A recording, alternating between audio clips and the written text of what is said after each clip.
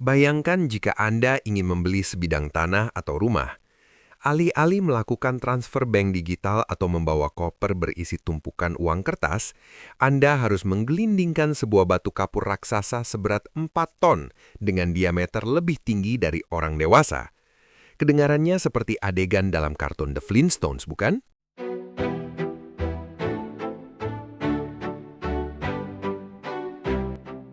Di tengah luasnya Samudra Pasifik, tepatnya di sebuah pulau kecil bernama Yap di Mikronesia, terdapat sebuah peradaban yang mematahkan seluruh definisi modern kita tentang uang. Selama berabad-abad, penduduk pulau ini menggunakan lempengan batu raksasa berbentuk donat yang disebut Ray Stones sebagai alat tukar sah yang paling bernilai. Yang lebih mencengangkan, sistem ekonomi mereka memiliki satu fitur unik yang membuat para ahli ekonomi modern geleng-geleng kepala. Untuk melakukan transaksi, uang batu itu seringkali tidak perlu dipindahkan sama sekali. Batu itu bisa saja tergeletak berlumut di tengah hutan, atau bahkan tenggelam di dasar laut. Namun semua orang di pulau itu tahu persis siapa pemiliknya dan daya belinya tetap utuh. Ini adalah sebuah paradoks ekonomi yang menakjubkan.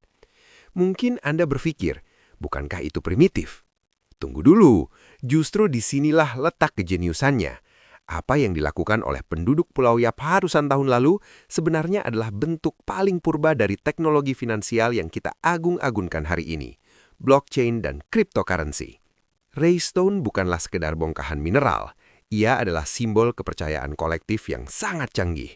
Tidak ada emas yang menjaminnya, tidak ada bank sentral yang mengaturnya. Nilainya ditentukan oleh sejarahnya, seberapa sulit batu itu dipahat, seberapa banyak nyawa yang melayang saat mengangkutnya melintasi lautan ganas, dan kisah apa yang melekat padanya. Semakin tragis sejarah batu tersebut, semakin tinggi nilai tukarnya. Dalam dunia modern di mana uang kita semakin tidak terlihat, berubah menjadi angka digital di layar ponsel, kisah Raystone menawarkan cermin refleksi yang sangat penting. Bagaimana mungkin sebuah masyarakat bisa sepakat bahwa batu yang tak bisa bergerak memiliki nilai setara dengan nyawa manusia? Dan apa hubungannya batu-batu kuno ini dengan cara kerja Bitcoin yang revolusioner? Kisah ini akan mengajak Anda menyeberangi lautan waktu, menuju Kepulauan Mikronesia untuk membongkar misteri uang terberat di dunia. Kita akan melihat bagaimana sistem ini bertahan dari kolonialisme Eropa, inflasi yang dibawa oleh pedagang asing, hingga relevansinya yang mengejutkan dengan ekonomi digital abad ke-21. Bersiaplah untuk mengubah cara pandang Anda tentang apa itu uang.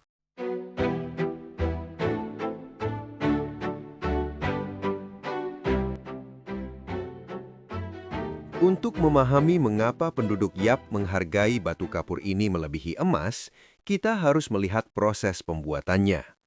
Batu Rai tidak berasal dari Pulau Yap itu sendiri. Pulau Yap adalah pulau vulkanik yang tidak memiliki batuan kapur atau aragonit yang berkilau. Untuk mendapatkan bahan baku uang ini, para pria Yap harus melakukan perjalanan laut yang berbahaya sejauh 400 km menuju pulau tetangga, Palau. Bayangkan melakukan perjalanan melintasi samudra terbuka hanya dengan menggunakan rakit bambu dan kano tradisional. Sesampainya di Palau, mereka harus memahat tebing batu kapur secara manual menggunakan alat-alat primitif dari kerang dan batu koral. Proses ini memakan waktu berbulan-bulan, bahkan bertahun-tahun. Setelah selesai dipahat menjadi bentuk donat raksasa, batu seberat berton-ton itu harus diangkut kembali ke rakit dan dibawa pulang melawan ombak ganas Pasifik. Banyak nyawa melayang dalam ekspedisi ini. Ada rakit yang tenggelam, ada pria yang tewas tertimpa batu. Disinilah letak nilai intrinsik Raystone. Nilainya bukan pada batunya, melainkan pada keringat dan darah yang tertumpah untuk mendapatkannya. Dalam istilah cryptocurrency modern, ini adalah konsep proof of work, bukti kerja yang paling harfiah. Semakin besar batunya dan semakin sulit perjalanan membawanya pulang, semakin tinggi nilai tukarnya. Batu di dasar laut, konsep uang giral. Salah satu kisah paling legendaris yang dicatat oleh antropolog William Henry Furness III pada tahun 1903 menggambarkan betapa canggihnya pola pikir orang Yap. Ada sebuah keluarga kaya di pulau tersebut yang sebenarnya tidak memiliki satu pun batu rai di halaman rumahnya. Kekayaan mereka berasal dari sebuah batu raksasa leluhur yang saat perjalanan pulang dari Palau mengalami kecelakaan badai dan jatuh tenggelam ke dasar samudra. Meskipun batu itu hilang secara fisik dan tidak pernah terlihat lagi, para tetua adat memutuskan bahwa kerja keras untuk mendapatkannya sudah terjadi. Oleh karena itu, nilai batu tersebut tetap dianggap ada dan sah. Keluarga itu tetap diakui sebagai pemilik batu yang ada di dasar laut tersebut, dan mereka bahkan bisa menggunakan kepemilikan batu hantu itu untuk bertransaksi membeli barang. Ini adalah bukti nyata bahwa bagi orang Yap, uang adalah sebuah sistem ledger atau buku besar mental. Fisik uang tidak penting. Yang penting adalah kesepakatan kolektif atau konsensus masyarakat tentang siapa yang memiliki apa. Ini sangat mirip dengan cara kerja saldo di rekening bank digital Anda hari ini. Uangnya tidak ada di dompet Anda, hanya berupa catatan data di server bank, namun Anda bisa membelanjakannya. Inflasi O'Keefe saat teknologi merusak nilai. Sistem ekonomi yang stabil ini mengalami guncangan hebat pada akhir abad 19 dengan kedatangan seorang kapten kapal asal Irlandia Amerika bernama David O'Keefe. O'Keefe terdampar di Yap dan melihat peluang bisnis yang licik. Ia menyadari penduduk Yap sangat menginginkan batu rai, tetapi kesulitan mendapatkannya karena keterbatasan teknologi. Ia kemudian berlayar ke Palau membawa peralatan modern, dinamit, gergaji besi, dan kapal kargo besar. Dengan teknologi ini, ia bisa memproduksi dan mengangkut ratusan batu rai raksasa dengan sangat mudah dan cepat, tanpa risiko nyawa sama sekali. Ia membawa batu-batu itu ke Yap dan menukarnya dengan kopra, kelapa kering, serta teripang untuk dijual ke pasar internasional.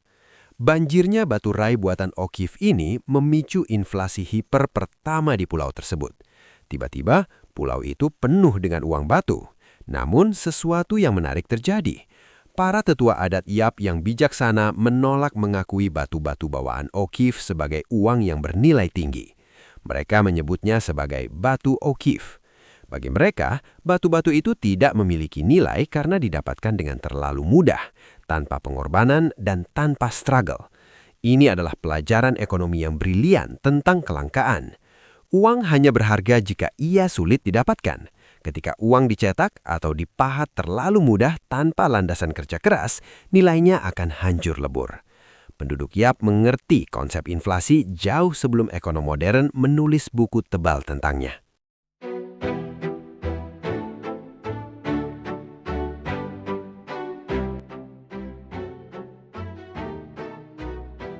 Jika kita menelaah lebih dalam, apa yang dilakukan oleh penduduk Pulau Yap sebenarnya adalah bentuk fisik dari blockchain. Dalam dunia cryptocurrency seperti Bitcoin, kita mengenal istilah Distributed Ledger Technology atau buku besar terdistribusi. Artinya, tidak ada satu bank pusat yang mencatat saldo Anda. Sebaliknya, seluruh jaringan komputer di dunia mencatat transaksi tersebut secara bersamaan. Di Yap, jaringan komputer itu adalah ingatan kolektif penduduk desa. Ketika sebuah batu rai berpindah tangan, misalnya untuk membayar mas kawin atau denda adat, pemilik baru tidak perlu bersusah payah memindahkan batu seberat 4 ton itu ke halaman rumahnya. Cukup diumumkan di depan tetua adat dan warga desa bahwa batu di pinggir jalan sana sekarang milik si A. Sejak detik itu, seluruh desa memperbaharui buku besar mental mereka. Fisik batunya tetap diam di tempat, tapi kepemilikannya berpindah secara virtual. Ini persis sama dengan bagaimana Bitcoin bekerja. Koinnya tidak ada secara fisik, hanya catatan kepemilikannya yang berubah di blockchain. Bedanya, orang Yap menggunakan batu kapur dan ingatan manusia, sementara kita menggunakan kode biner dan listrik. Kisah Rhinestone mengajarkan kita sebuah pelajaran filosofis yang sangat mendalam tentang sifat asli uang. Kita sering menertawakan orang Yap karena membawa batu raksasa. Kita menganggap mereka primitif. Tapi coba lihat diri kita sendiri. Hari ini, kita bekerja keras siang malam untuk mengejar angka-angka digital di layar aplikasi perbankan. Angka itu tidak bisa kita pegang, tidak ada emas yang menjaminnya, dan bisa hilang seketika jika server bank mengalami kerusakan fatal atau negara mengalami hiperinflasi. Apakah kita benar-benar lebih rasional daripada orang Yap? Setidaknya, baturai milik orang Yap masih ada di sana. Kokoh menantang zaman, tidak terpengaruh oleh mati listrik atau pertas internet. Mereka memahami bahwa uang hanyalah sebuah konsensus, sebuah perjanjian sosial. Selama kita semua sepakat bahwa sesuatu itu berharga, entah itu batu, kerang, kertas, atau kode digital, maka ia menjadi uang. Nilai itu ada di kepala kita, bukan di benda itu sendiri. Pada akhirnya, Pulau Yap bukan hanya sekedar destinasi wisata eksotis dengan batu-batu unik. Ia adalah monumen sejarah ekonomi yang mengingatkan kita bahwa value atau nilai adalah konstruksi kepercayaan manusia. Ketika kepercayaan itu hilang, uang hanyalah kertas tak berharga atau batu kali biasa. Terima kasih telah menjelajahi paradoks ekonomi ini bersama teori manusia. Kisah ini membuktikan bahwa teknologi finansial tercanggih sekalipun memiliki akar dari masa lalu yang tak terduga. Jika video ini membuka wawasan baru bagi Anda, jangan lupa tekan tombol like. Saya punya satu pertanyaan menggelitik untuk Anda jawab di kolom komentar.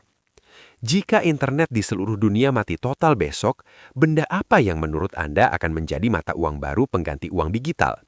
Emas, peluru, atau mungkin batu seperti diat?